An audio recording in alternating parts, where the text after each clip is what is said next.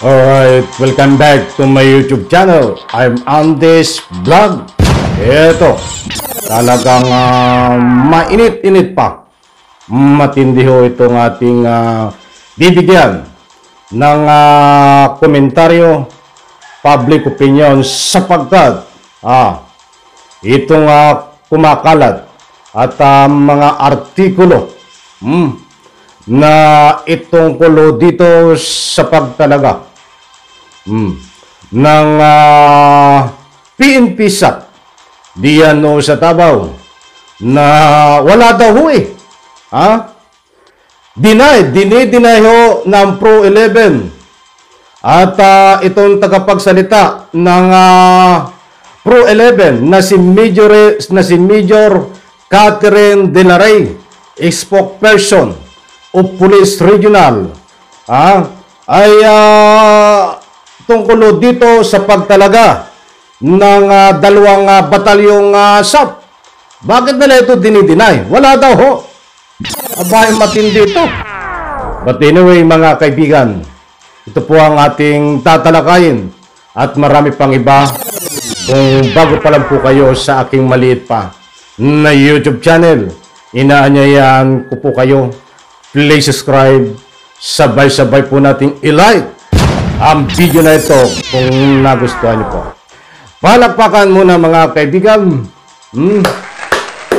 Pampagana, shout out po sa lahat at simulan po natin dito para sa lubos niyo pong pangunawa ay gusto kong ibahagi po sa inyo dito sa ating resibo batayan, dito sa ating bibigyan ng komentaryo tungkol po dito na dalawang batalyon na SAP ng layunin di umano nito ay paghahanda sa nalalapit na pag-aresto dito sa dating Presidente Digong. At siyempre kasama ho dito itong pag-aresto dito sa Puganting si Kibuloy. Abay, magkaibigan ng aarestuhin. Ibig sabihin ay pwede nang magsabay arestuhin ito kapag lumabas po ang warrant of arrest ni Digong. Ay nagtatanong lang po tayo. But anyway, ang bigyan po natin ng highlight dito. Itong Pro 11 denies dalawang SAP battalions added to personnel. Ipaplas ko sa screen at para lubos nyo pong maunawan at yan po ang ating resibo. Makikita nyo po diyan sa screen. Ulitin ko po. Pro 11 denies dalawang SAP battalions added to personnel. At yung pong nilalaman na yan ay babasahin po natin kung may katotohanan. Galing po ito sa artikulo ng EDSA Davao. EDSA Davao. Kung maaalala nyo po, ay itong si Major Catherine De La Rey, spokesperson of Police Regional Pro 11, denies reports that the Philippine National Police deploy 2 battalions of Special Action Force SAP in Davao City. Aba, maliwanag po ito mga kaibigan. Pwede nyo po itong i-search para lubos nyo pong maunawaan at para makita nyo po ang resibo. Nandiyan po yung plus ko sa screen, pinlas ko po sa screen, nilagay ko po yung kanilang caption na Pro 11 denies dalawang SAP battalion added to personnel. Mga kaibigan, talagang ito si Major Catherine De La Rey ang nagsasabi ho dahil spokesperson ng PNP ay isa sa kasama ho na tinanggal ayon po dito sa mga dokumento ho na nakala po natin at yan ay na-vlog ko na before. Kaya't buho ang paniniwala ko na ito ay natanggal na ho at kasama sa mga na-relieve diyan sa Davao. Subalit ngayon ho ay nagpapalabas ho siya ng ganitong article. Ayon po sa kanyang interview, ay muli kong ulitin ay denies report that the Philippine National Police deployed 2 battalions of Special Action Force in Davao City. Talagang ano ba naman to? Ito isa sa mga nagpapakalat to before. Itong si Major Catherine De La Rey, isang babae, isang major, nung kasagsagan noon ni Kibuloy na lumabas ang warrant of arrest, ay marami yung taong bayan ang pinaasa ho nito. Maraming kapwa natin na mamamayan dito sa Republika ng Pilipinas ang pinaglaruan din po nitong shout out sa iyo, Major Catherine De La Rey. Sapagkat nagbabatay po tayo before at tayo'y sabik at kayo din ho ay sabik na makakuha ng latest update diyan no sa Davao. Nung lumabas ang warrant of arrest nitong si Kibuloy, sapagkat ang gusto po natin ay mahuli si Kibuloy. Kaya kumukuha po tayo ng latest update kung ano man ang nangyayari, sapagkat nagpapalabas po ito ng mga fake news. Katulad dito, alam ko fake news yata ito eh. Huwag na natin samahan yata. Itutuloy natin maya-maya kung paano niya nasabi yun. Bigyan natin ng highlight ang pagkatao nito nagsasabi na dinideny niya. Nakapagsalita ng PNP diyan po sa Davao ng Pro 11. Sapagkat wala daw naman 2 batalyon SAP na ika nga po ay dineploy diyan po sa Davao. Katulad nga po ng nasabi ko, isa ho ito ang dahilan din kung bakit na-relieve diyan po sa Davao, dahil ito ay bata rin ho. Isa rin sa di umano na nagbibigay proteksyon. Diyan po kay Kibuloy.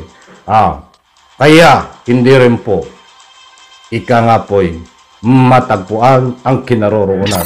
So, balik kung matatanda nyo ho, itong babae na ito na si Major. Shoutout sa iyo, Major Catherine. Tuwing magpapa-interview sa social media, ay alam na nila ang kinaroroonan ni Kibuloy. Halimbawa ngayon nagpa-interview ho. Talaga mapapaniwala kayo, may pa-English pa na talagang professional tingnan itong Catherine na itong si Major.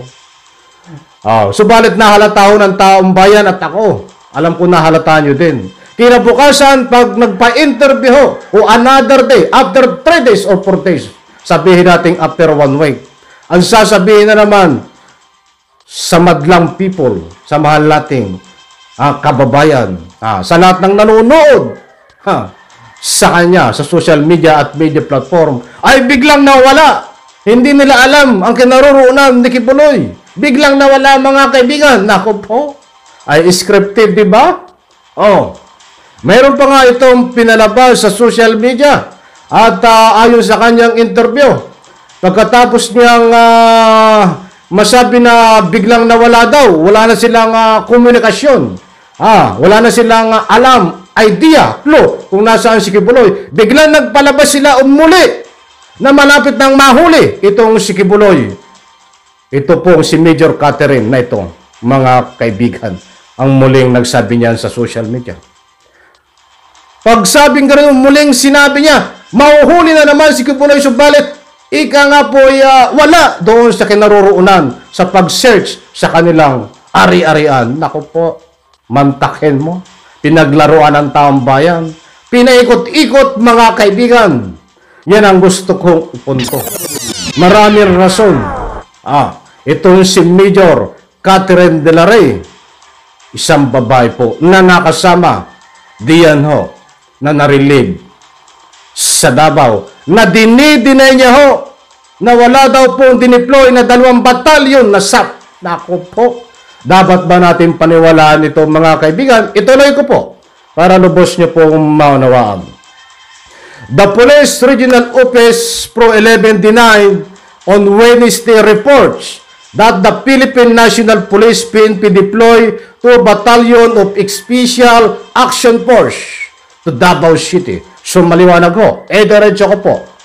The reports come out following the removal of 35 police personnel from the Davao police officers on May 24. Kaugnay po niyan, yung pinag-uusapan dito ay yung 35 na personnel sa Davao City na ika nga po yung remove. Eto, there was no inhibit out sa SAP personnel. Nandiyan na sila matagal na, and then they are camped in Davao del Norte at hindi sa Davao City. Matagal na yung SAP sa Davao Region even before umupo si Pro 11 Regional Director Brigadier General Alegre Martinez. Even the previous years, if you notice, kung may mga activities ang Davao City and need additional forces to cover the city, SAP were deployed. SAP were not only deployed in Davao City but any other provinces of the region as well pagkailangan ang service nila. Their deployment is also based on their mandated tasks as the Special Action Force, said Major Catherine De La Rey, spokesperson of Pro 11 during the EEP, PNP, Press Corps media briefings at the Royal Mandaya Hotel. Kailan po ito naganap? Nitong May 30, 2024, itong artikulo na ito, mga kaibigan. Nabay matindi.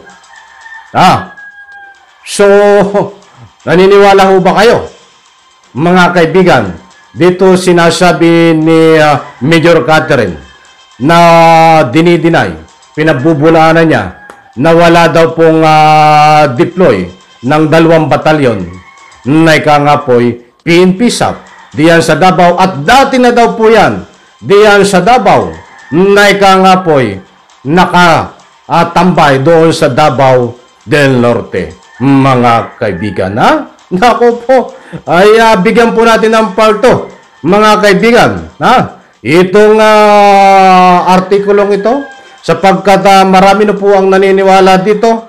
Ano daw po ang totoo? Totoo daw po ang sinasabi nitong si Catherine? O sinasabi lang daw po ng ating pamahalaan na talagang nagpadala ng 2 batalyon SAP? Subalit wala naman. Ayaw ko po kayong ligawin, mga kaibigan, mga mahal, kung taga-subaybay dito sa aking maliit na YouTube channel. Mayroon po kumpirmado 2 batalyon na PNP SAP na pinadala diyan ho sa ika nga po'y Davao. At nirelieve ho, may dokumento po yan, ang sinasabi na 4 na pong kapulisan kapalit ang PNP SAP. Sana po naunawaan nyo. But dito ho, ang punto ko, kay Major, shoutout sa iyo, Major, na tagapagsalita ng Pro 11. Nananaginip ka ng gising. Matagal mo nang ginagawa yan. Hindi mo lang matanggap na kayo ay inalis diyan sa pisto nang dahil sa inyong kalukuhan. Alam mo, mahaba, talakayan to eh. Bigyan po natin ng parto, mga kaibigan. Muli po, pasensya na po, alam ko nabitin kayo at nabitin din ako. Parto, bigyan po natin ito. Diyan po sa comment section, huwag po kayong matakot magbigay ng anumang public opinion. Isang like lang po sa video na ito. Maraming salamat. Pagpalain po tayo lahat. Bye-bye.